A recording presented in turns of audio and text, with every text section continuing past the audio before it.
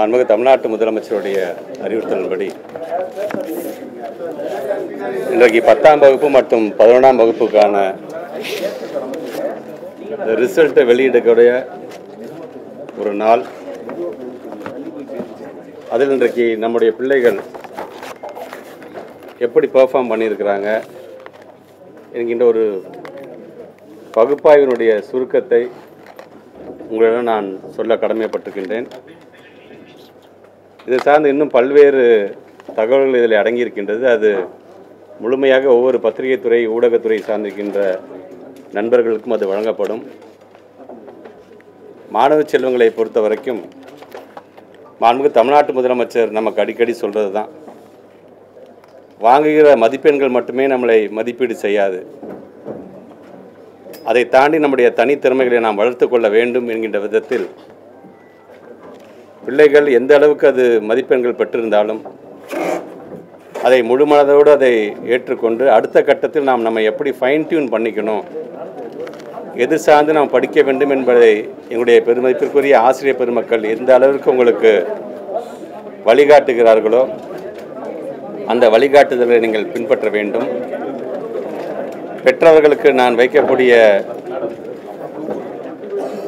ஒரு வேண்டுகோள் என்பது, நம்முடைய மாணவ செல்வங்கள் நம் வீட்டு பிள்ளைகள் எதிர்கால தூண்கள், எதிர்கால தலைவர்கள் என்று தமிழ்நாட்டு முதலமைச்சர் ஒருவர் மட்டும் சொன்னால் பத்தாது. பெற்றவங்களாக இருக்கிற நாமும் அதை முழுமையாக அதை நாம் நம்புகின்ற அளவிற்கு பிள்ளைகள் பெற்றிருக்கின்ற மதிப்பெண்கள் அது எப்படிப்பட்ட மதிப்பெண்ணாக இருந்தாலும் அவர்களை ஊக்கப்படுத்த வேண்டியது ஒவ்வொரு பெற்றோர்களுக்கும் அது ஒரு மிகப்பெரிய ஒரு கடமையாக அது இருந்திட வேண்டும் என்கின்ற என்னுடைய வேண்டுகோளை வைக்கின்றேன். பிள்ளைகளை ஒரு வயசுக்கு மேலே நண்பர்களாக நீங்கள் பார்க்க வேண்டும். அந்த பிள்ளைகளை ஊக்கப்படுத்துகின்ற விதத்தில் உங்களுடைய செயல்பாடும் உங்களுடைய வார்த்தைகளும் அமைந்திட வேண்டும். தேர்ச்சி பெற்றிருக்கின்ற மாணவர்களுக்கு பள்ளிக்கல்வித்துறை அமைச்சராக எங்களுடைய துறையின் சார்பாக என்னுடைய வாழ்த்துக்கள், பாராட்டுகள். தேர்ச்சி பெற முடியாதவர்களுக்கென்று இன்றைக்கு அரசாங்கம் உங்களுக்கென்று ஒரு சப்ளிமெண்ட்ரி எக்ஸாமே வச்சுருக்கிறாங்க. உடனடியாக அந்த சப்ளிமெண்ட்ரி எக்ஸாம் எழுதுவதற்குள்ளாக உங்களை நீங்கள் தயார்படுத்தி கொண்டு நீங்கள் இந்த ஆண்டே 11ஆம் வகுப்பில் சேர்வதற்கான அந்த சூழ்நிலையை நீங்கள் ஏற்படுத்தி கொள்ள வேண்டும் என்கின்ற அந்த வேண்டுகோளோடு இந்த பகுப்பாய்வினுடைய சுருக்கம் என்பது தேர்வு எஸ்எஸ்எல்சியோட ஃபஸ்ட்டு இது சொல்கிறேன். நான் தேர்வு நடைபெற்ற நாட்கள் 28/3/2025 முதல் 15/4/2025 வரை. தேர்வு முடிவுகள் வெளியிடப்படும் நாள் 16/5/2025. தேர்வு எழுதிய மொத்த மாணாக்கர்களின் எண்ணிக்கை 8,71,239. மாணவர்களின் எண்ணிக்கை 4,35,119. மாணவர்களின் எண்ணிக்கை 4,36,120.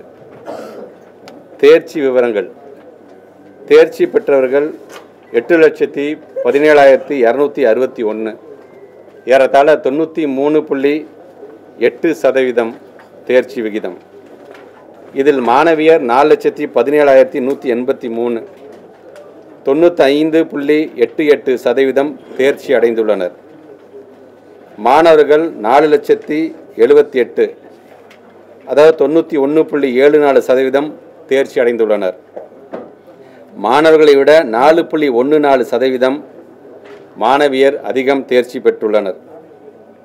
தேர்வுக்கு வருகை புரியாதவர்கள் 15,652. கடந்த மார்ச் ஏப்ரல் 2024ஆம் ஆண்டு பொதுத் தேர்வில் தேர்வு எழுதிய மாணாக்கர்களின் எண்ணிக்கை 8,94,264.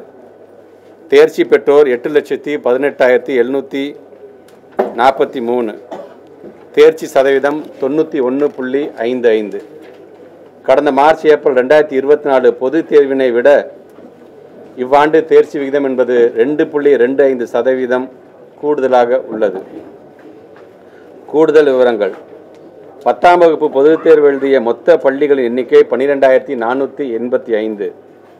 இவற்றில் மேல்நிலை பள்ளிகளின் எண்ணிக்கை 7,555. உயர்நிலை பள்ளிகளின் எண்ணிக்கை 4,930. 100% தேர்ச்சி பெற்ற பள்ளிகளின் எண்ணிக்கை 4,917. 100% தேர்ச்சி பெற்ற அரசு பள்ளிகளின் எண்ணிக்கை 1,867. பள்ளிகள் மேலாண்மை வாரியான தேர்ச்சி சதவிகிதம் என்பது அரசு பள்ளிகள் 91.26%, அரசு உதவி பெறும் பள்ளிகள் 93.63%, தனியார் சுயநிதி பள்ளிகள் 97.99%.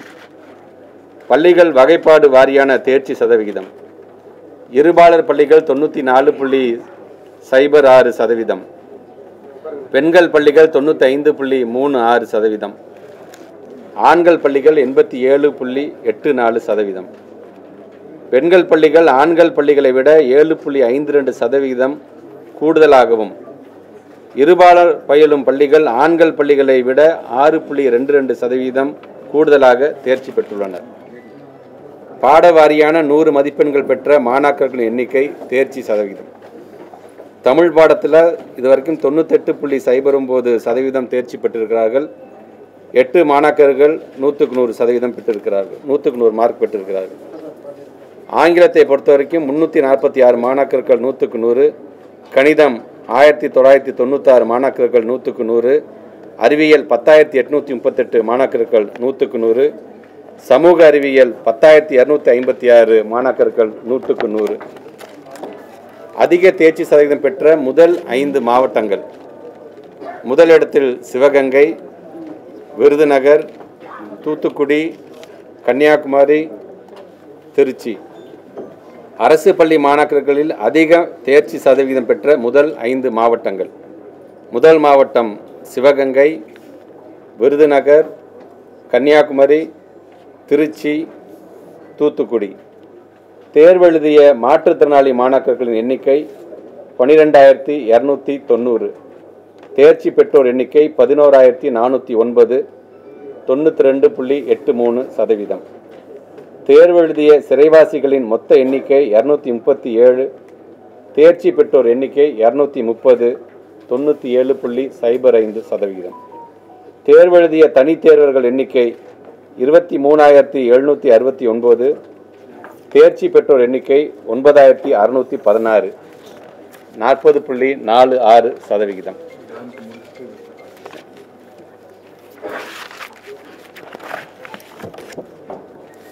11ஆம் வகுப்பிற்கான தேர்வு முடிவுகள். தேர்வு நடைபெற்ற நாட்கள் 5/3/2025 முதல் 27/3/2025 வரை. தேர்வு முடிவுகள் வெளியிடப்படும் நாள் 16/5/2025. தேர்வெழுதிய மொத்த பள்ளி மாணாக்கர்களின் எண்ணிக்கை 8,07,098. மாணவரின் எண்ணிக்கை 4,24,610. மாணவர்களின் எண்ணிக்கை 3,82,488. தேர்ச்சி விவரங்கள்: தேர்ச்சி பெற்றவர்கள் 7,43,232, 92.09%. மாணவியர் 4,03,949, 95.1% தேர்ச்சி அடைந்துள்ளனர். மாணவர்கள் 3,39,283, 88.7% தேர்ச்சி அடைந்துள்ளனர். மாணவர்களை விட 6.43% மாணவியர் அதிகம் தேர்ச்சி பெற்றுள்ளனர். தேர்விற்கு வருகை புரியாதவர்கள் 11,025. கடந்த 2024ஆம் ஆண்டு தேர்வெழுதிய மாணாக்கர்களின் எண்ணிக்கை 8,11,172. தேர்ச்சி பெற்றோர் 7,39,539. தேர்ச்சி சதவிகிதம் 91.17%. கடந்த மார்ச் 2024 பொதுத் தேர்வினை விட இவ்வாண்டு தேர்ச்சி 0.92% கூடுதலாக உள்ளது. கூடுதல் விவரங்கள்: மேல்நிலை பள்ளிகளின் எண்ணிக்கை 7,558. 100% தேர்ச்சி பெற்ற மேல்நிலை பள்ளிகள் எண்ணிக்கை 2,042. 100% தேர்ச்சி பெற்ற அரசு மேல்நிலை பள்ளிகளின் எண்ணிக்கை 282. பள்ளிகள் மேலாண்மை வாரியான தேர்ச்சி சதவிகிதம் அரசு பள்ளிகள் 87.34%, அரசு உதவி பெறும் பள்ளிகள் 93.09%, தனியார் சுயநிதி பள்ளிகள் 98.03%. பள்ளிகள் வகைப்பாடு வாரியான தேர்ச்சி சதவிகிதம் இருபாலர் பள்ளிகள் 92.4%, பெண்கள் பள்ளிகள் 95.02%, ஆண்கள் பள்ளிகள் 83.66%. பெண்கள் பள்ளிகள் ஆண்கள் பள்ளிகளை விட 11.36% கூடுதலாகவும், இருபாலர் பயிலும் பள்ளிகள் ஆண்கள் பள்ளிகளை விட 8.74% கூடுதலாகவும் தேர்ச்சி பெற்றுள்ளனர். முக்கிய பாடங்களில் 100 மதிப்பெண்கள் பெற்ற மாணாக்கர்களின் எண்ணிக்கை தேர்ச்சி சதவிகிதம். தமிழில் 97.2% தேர்ச்சி, 100 மதிப்பெண்கள் பெற்ற மாணாக்கர் எண்ணிக்கை 41. இப்படி ஆங்கிலம், இயற்பியல், வேதியியல், உயிரியல், கணிதம் என்று ஒவ்வொரு விதத்திலும் எத்தனை மாணாக்கர்கள் 100க்கு 100 வாங்கியிருக்கார்கள் என்கின்ற அந்த செய்தி குறிப்பும் உங்களிடம் அது வழங்கப்படும். ஏதேனும் ஒரு பாடத்தில் 100 மதிப்பெண்கள் பெற்ற மாணாக்கர்களுடைய எண்ணிக்கை 8446. ஏதேனும் ஒரு பாடத்தில் 100 மதிப்பெண்கள் பெற்ற அரசு பள்ளி மாணாக்கர்களின் எண்ணிக்கை 582. பிரிவு வாரியாக தேர்ச்சி சதவீதம், எந்த குரூப்பில் எவ்வளோ பர்சன்டேஜ்? அறிவியல் பாடப்பிரிவுகளில் 95.08%, வணிகவியல் பாடப்பிரிவுகள் 87.33%, கலைப்பிரிவுகள் 77.94%, தொழில்பாட பிரிவுகள் 78.31%. அதிக தேர்ச்சி சதவீதம் பெற்ற முதல் 5 மாவட்டங்கள்: முதல் மாவட்டம் அரியலூர் மாவட்டம், இரண்டாவது ஈரோடு, விருதுநகர், கோயம்புத்தூர், தூத்துக்குடி. அரசு பள்ளி மாணாக்கரின் அதிக தேர்ச்சி சதவிகிதம் பெற்ற முதல் 5 மாவட்டங்கள்: முதல் மாவட்டம் அரியலூர், பிறகு ஈரோடு, நாகப்பட்டினம், விருதுநகர், சிவகங்கை. தேர்வெழுதிய மாற்றுத்திறனாளி மாணாக்கர்களின் எண்ணிக்கை 9205, தேர்ச்சி பெற்றோர் எண்ணிக்கை 8460, ஏறத்தாழ 91.91%. தேர்வெழுதிய சிறைவாசிகளின் மொத்த எண்ணிக்கை 125, தேர்ச்சி பெற்றோர் எண்ணிக்கை 113, 90.4%. தேர்வெழுதிய தனித்தேர்வுகளின் எண்ணிக்கை 4326, தேர்ச்சி பெற்றோர் எண்ணிக்கை 950, 21.96%. 10ஆம் வகுப்பை பொறுத்த வரைக்கும் பிள்ளைங்க இப்போயே நீங்கள் உங்களுக்கான ரிசல்ட் நீங்கள் பார்க்க ஆரம்பிச்சிடலாம். +1 பொறுத்த வரைக்கும் 2 மணியிலிருந்து உங்களுடைய தேர்ச்சிக்கான அந்த முழு தகவலை நீங்கள் பெற்றுக்கொள்ளலாம். 10ஆம் வகுப்பு SSLC மற்றும் மேல்நிலை முதலாம் ஆண்டு +1 2025 பொதுத் தேர்வு தற்காலிக மதிப்பெண் சான்றிதழ், மதிப்பெண் பட்டியல் வழங்குதல், விடைத்தாள் நகல் கோரி விண்ணப்பித்தல், ஜூலை 2025 துணைத் தேர்வுகள் நடத்துதல் குறித்த அறிவிப்புகள். 10ஆம் வகுப்பு மாணாக்கர்களுக்கு மேல்நிலை கல்விக்கு விண்ணப்பிக்க தேவையான தற்காலிக மதிப்பெண் சான்றிதழ் ப்ரொவிஷனல் சர்டிஃபிகேட் மற்றும் மேல்நிலை முதலாம் ஆண்டு +1 மாணாக்கர்களுக்கு மதிப்பெண் பட்டியலினை ஸ்டேட்மெண்ட் ஆஃப் மார்க்ஸ் 19/5/2025 முதல் அனைத்து பள்ளிகளும் www.dge.tn.gov.in இணையதளத்தில் பதிவிறக்கம் செய்து கொள்ளலாம். 10ஆம் வகுப்பு மற்றும் மேல்நிலை முதலாம் ஆண்டு +1 மாணாக்கர்கள் தங்களது விடைத்தாள் நகல் கோரி scan copy of answer sheets 20/5/2025 முதல் 24/5/2025 வரை தாங்கள் பயின்ற பள்ளியின் வாயிலாக விண்ணப்பிக்கலாம். தேர்வில் தேர்ச்சி பெறாத, வருகை புரியாத மாணாக்கர்களின் எதிர்கால நலன் கருதி 10ஆம் வகுப்பு மற்றும் மேல்நிலை முதலாம் ஆண்டு +1 துணைத் தேர்வினை 4/7/2025 முதல் நடத்திட திட்டமிடப்பட்டுள்ளது. இத்தேர்விற்கான கால அட்டவணை 16/5/2025 அன்று வெளியிடப்படும். துணைத் தேர்விற்கு பள்ளி மாணாக்கர்கள் தாங்கள் பயின்ற பள்ளிகள் வாயிலாகவும், தனித் தேர்வர்கள் அரசு தேர்வுகள் இயக்க சேவை மையங்களிலும் 22/5/2025 முதல் 6/6/2025 வரை விண்ணப்பிக்கலாம் என்று தெரிவித்துக் கொள்ளப்படுகிறது. குறிப்பாக இந்த தேர்ச்சி சதவிகிதம் என்று வரும்பொழுது அனைத்து பள்ளியையும் சார்ந்திருக்கின்ற அரசு பள்ளி, அரசு உதவி பெறுகின்ற பள்ளி, தனியார் பள்ளிகள் என்று அனைத்து பள்ளியை சார்ந்திருக்கின்ற எங்களுடைய பெருமதிப்பிற்குரிய ஆசிரியர் பெருமக்களுக்கும் இந்த நேரத்தில் எங்களுடைய வாழ்த்துக்களையும் பாராட்டுகளையும் குறிப்பாக நன்றிகளையும் நான் தெரிவித்துக் கொள்கின்றேன். ஒவ்வொரு ஆண்டும் இது போன்ற தேர்ச்சி விகிதம் அதிகமாக வேண்டும்.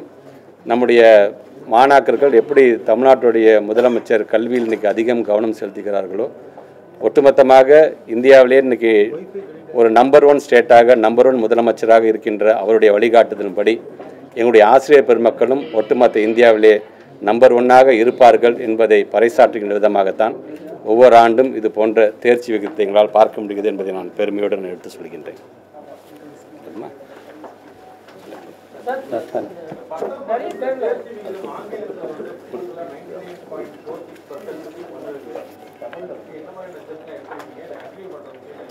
இல்லை, இப்போ நாங்கள் பொதுவாக ஒவ்வொரு எக்ஸாம்னு வரும்பொழுது இட்ஸ் நாட் ஒன்லி ஃபார் ஸ்டூடெண்ட்ஸ்க்கான எக்ஸாம் மட்டும் கிடையாது. இது எங்கள் டிபார்ட்மெண்ட்டுக்கான எக்ஸாம் தான். எங்கள் டிபார்ட்மெண்ட் இருக்கிற இங்கே இருக்கிற உயர் அதிகாரிகளிலிருந்து எல்லா மட்டத்திலும் இருக்கின்ற எங்களுடைய அதிகாரிகளுக்கான ஒரு பரீட்சை தான்.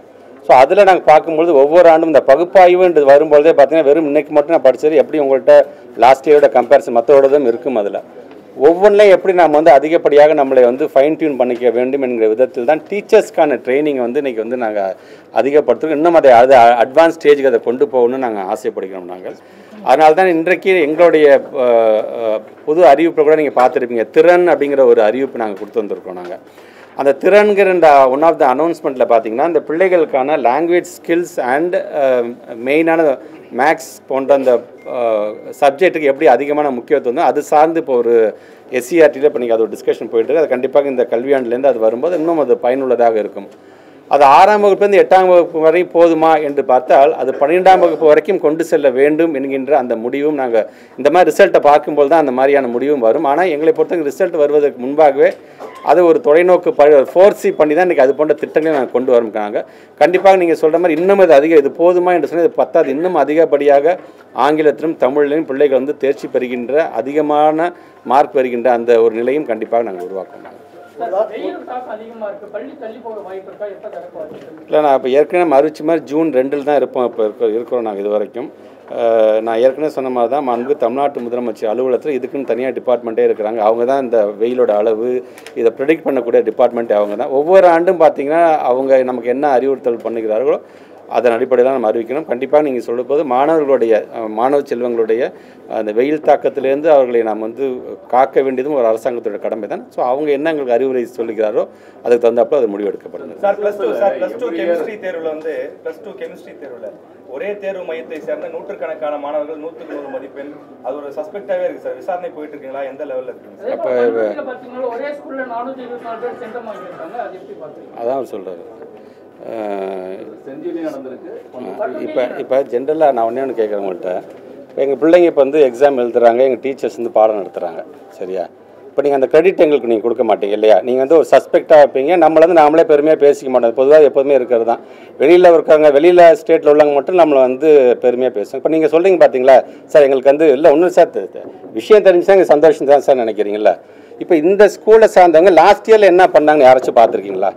99லேருந்து 99 மார்க்கு 104 பிள்ளைங்க எடுத்திருக்காங்க இந்த ஸ்கூலில் சார்ந்திருக்காங்க. அப்போ லாஸ்ட் இயரையும் அதே மாதிரி சந்தேகப்படுவீங்களா? இப்போ அதுக்கு முன்னாடி என்ன ஏன் அதெல்லாம் நீங்கள் ஒரு ஜேர்னலிஸ்ட் ஏன் அதெல்லாம் எடுத்துகிட்டு சார் பரவாயில்ல சார் ஜஸ்டிஃபை பண்ணுற மாதிரி தான் சார் இதை விடுங்க சார் நம்ம பெருமையாக நம்ம பேசுவோம் ஏன் சொல்ல மாட்டீங்க? அது நீங்கள் இப்போ நீங்கள் கிட்டத்தட்ட பார்த்தீங்கன்னா ஒவ்வொரு இதுலையும் பார்த்தீங்கன்னா நாட் ஒன்லி அந்த கெமிஸ்ட்ரியில் மட்டும் இல்லை. இப்போ நீங்கள் எந்த குழந்தைங்கள 167 பிள்ளைங்க 100க்கு 100 வாங்கினு சொன்னால் அதே பிள்ளைங்க மற்றபடி இருக்கின்ற ஃபிசிக்ஸ்லையும் சரி மேத்தமெட்டிக்ஸ் சரி எல்லாத்துலேயும் பார்த்தீங்கன்னா 90-98 மார்க் எடுத்துருக்காங்க.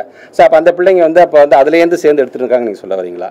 ஸோ நான் இதை பொறுத்த வரைக்கும் இருந்தாலும் நீங்கள் சொல்கிறது பத்திரிகையில் வந்துருச்சு. பத்திரிகை தான் நாங்கள் சாதாரணமாக எடுத்துக்க மாட்டோம். எங்களை பொறுத்த வரைக்கும் எங்களை வழிநடத்தக்கூடிய பத்திரிகை செய்தியாகத்தான் நாங்கள் இது வரைக்கும் நான் பார்க்காது. விமர்சனமாக இருந்தாலும் சரி பாராட்டுகளாக அதெல்லாம் சொன்னேன். அவங்க சொல்லிட்டாங்க, ஒரு சந்தேக பறையின மேலே திருப்பிட்டாங்க, ஆளாருக்கு இப்போ சோஷியல் மீடியாவில் போட ஆரம்பிச்சிட்டாங்க. அது சார்ந்து இப்போ என்கொயரி பண்ணுங்கன்னு சொல்லிட்டு இப்போ நேற்று முதல்கட்ட என்கொயரியில் பண்ணியாச்சு ஃபுல்லாகவே. ஸோ அதில் இந்த மாதிரி கொஸ்டின் பேப்பர் லீக்கேஜுங்கிறதோ இல்லை அது சார்ந்து யாரெல்லாம் அதில் சம்மந்தப்பட்டிருக்கிறாங்க, அங்கே யார் கஸ்டோடியன் பாயிண்டில் யார் இருந்தால், யார் டிஓவாக இருந்து அந்த கொஸ்டின் பேப்பர் போய் எடுத்துகிட்டு போனது யார், அங்கே இருந்த சூப்பர்வைசர் யார், அவங்க எந்த ஸ்கூலில் சார்ந்தவங்க, அந்த சூப்பர்வைசர் உள்ளபடியே கெமிஸ்ட்ரி டீச்சரா இல்லை வேறு சப்ஜெக்ட் டீச்சரா, இப்படி கிட்ட 100 பேரை கொண்ட ஒரு ஃபஸ்ட்டு லெவல் ஆஃப் என்கொயரியை நாங்கள் முடிச்சிட்டோம். நாங்கள் பட் இருந்தாலும் நான் வரமாட்டேன். திருப்பி அதை நீங்கள் பாருங்கள். நீங்கள் சப்போஸ் உள்ளபடியே 167 பேர் நம்ம பிள்ளைங்க கண்டிப்பாக அந்த 100க்கு 100 வாங்கியிருக்காங்க. டீச்சர்ஸோட அந்த ட்ரைனிங் தான் அந்த மாடல் நம்ம எடுத்துகிட்டு ஒட்டுமொத்த தமிழ்நாட்டில் இருக்கின்ற பிள்ளைங்க 100க்கு 100 வாங்குறதுக்கு என்ன செய்வோமோ அதை நம்ம தெரிந்து கொள்ளலாம் என்கின்ற அறிவுரையும் நான் சொல்லிட்டு தான் வந்திருக்கேன். நான் கண்டிப்பாக அந்த செய்தி வரும்போது உள்ளபடியே எல்லா பத்திரிகை நண்பர்களுக்கும் நான் எடுத்துனேன். ஒரு காலத்தில் கணிதத்தில் வந்து மார்க் வந்து அதிகமாக இருப்பாங்க, சென்டம் அதிகமாக இருக்கும். இப்போ அது வந்து கணிதம் வந்து பின்தங்கிய நிலையிலே இருக்குது. நீங்கள் வெளியிட்ட போன வாரம் வெளியிட்ட ஆய்வறிக்கையில் கூட 8th ஸ்டாண்டர்ட் வந்து கணிதம் வந்து பின்னால் தான் இருக்கிறாங்க மாணவர்கள். இது வந்து நம்ம கணிதத்தை வந்து முன்னிலைப்படுத்துறதுக்கு என்ன செய்ய போகிறோம்? இப்போ இந்த ஸ்டேட் டெவலப்மெண்ட் பிளானிங் கமிஷன் ஒரு ரிப்போர்ட் எனக்கு சிஎம்கிட்ட கொடுத்தாங்க. நாங்களும் அதை ஃபுல்லாக எங்கள் டிபார்ட்மெண்ட் ஃபுல்லாக உட்காந்து பார்த்தோம். நீங்கள் சொல்கிற மாதிரி 3வது வகுப்பை சார்ந்திருக்கின்ற பிள்ளைகள் கணக்கு பாடத்தில் நேஷ்னல் ஆவரேஜை விட, அதாவது நேஸில் வந்து கொஞ்சம் நமக்கு வந்து ஒரு கம்மியான ஒரு பாயிண்ட்டை காமிச்சிருக்காங்க. 5th ஸ்டாண்டர்ட் 8th ஸ்டாண்டர்ட் பொறுத்த வரைக்கும் ஆங்கில பாடத்தில் நம்ம வந்து கொஞ்சம் குறைஞ்சிருக்கோம். But apart from that 8th ஸ்டாண்டர்டில் படிக்கிற குழந்தைங்கள் கணக்கில் வரும்பொழுது நேஷ்னல் ஆவரேஜை விட நம்ம கொஞ்சம் அதிகமாக தான் இருக்கிறோம் என்று சொன்னால் அது பத்தாது. அது ஆக்சுவலாக நீங்கள் சொல்கிற மாதிரி இப்போ இந்த 8வது படிக்கிற பிள்ளைகளை பொறுத்த வரைக்கும் எங்களுக்கு வந்து இப்போ இந்த கொரோனா பேட்ச்லேருந்து வந்த பிள்ளைகள் அதுக்கு நாங்கள் தயார்படுத்துகின்றது எங்களோட கடமை தான். ஏன்னா 9, 10, 11, 12 எப்படியோ பசங்க நம்ம டீச்சர்ஸ் ப்ரெஷர் பண்ணி போட்டு அவன் 12th நல்ல ரிசல்ட் நம்ம கொடுத்துட்றோம். பட் ஆனால் அது மட்டும் போதுமானு சொன்னால் 8வது வரைக்கும் இருக்கிற அந்த பேசிக் அந்த கற்றல் என்பது அவசியம் தான். அதனால தான் நான் சொன்ன மாதிரி இந்த திறன் அப்படிங்கிற நாங்கள் ஒரு அனௌன்ஸ்மெண்ட் நாங்கள் கொடுத்துருக்கோம். அது இந்த வருஷம் வரும்பொழுது அதோட இம்பேக்ட் கண்டிப்பாக எப்படி எண்ணும் எழுத்துமோட இம்பேக்ட் வந்து நமக்கு 3ஆம் வகுப்பு 5ஆம் வகுப்பில் வந்து ஒரு நல்ல ரிசல்ட் நமக்கு கொடுத்துருக்கின்றதோ, இல்லம் தேடி கல்வி எப்படி அந்த கொரோனா பேட்சை சார்ந்திருக்கிற பிள்ளைகளுக்கு 8ஆம் வகுப்பில் ஓரளவுக்கான ரிசல்ட் இம்பேக்டை கொடுத்துருக்கின்றதோ, அந்த மாதிரி திறன் என்கின்ற ஒரு மிகப்பெரிய ஒரு இந்த திட்டம் என்பது அடுத்த ஆண்டு ஒரு மிகப்பெரிய ஒரு இம்பேக்டை கொடுக்கும். நான் தெரிவிச்சேன்.